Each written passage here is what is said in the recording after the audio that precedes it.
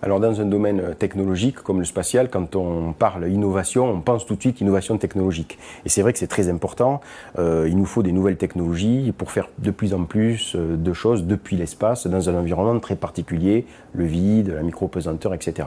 Donc on injecte chaque année une vingtaine de millions d'euros pour de la R&T dans les laboratoires spatiaux, chez les industriels, grands ou petits, pour développer de nouvelles technologies, pousser la technologie jusqu'à son point ultime et faire progresser ce domaine-là. C'est très important.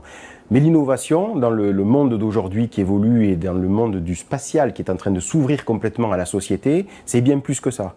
C'est aussi savoir travailler avec de nouveaux entrants, typiquement des startups. On en a de plus en plus dans le domaine spatial qui se créent parce qu'on a justement suscité des idées, on les a aidés à se créer et puis à se développer. Donc savoir s'interfacer avec ces nouveaux entrants, savoir les aider à se développer, ça c'est nouveau. Savoir travailler sur nos processus internes aussi pour être plus réactif, savoir prendre des décisions plus rapidement, tester un marché, prendre une position stratégique sur un positionnement, sur un dossier particulier, le futur de l'observation de la Terre par exemple.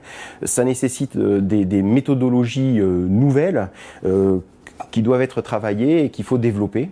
Donc finalement, la direction de l'innovation du CNES, elle doit travailler sur tous ces sujets technologiques, bien sûr, mais aussi systèmes, nouveaux programmes, interface avec l'extérieur, processus interne. Et c'est en travaillant sur tous ces sujets qu'on va permettre donc au CNES de se positionner au mieux dans l'écosystème spatial qui est en train d'évoluer pour aider au développement de cet écosystème spatial en France et en Europe.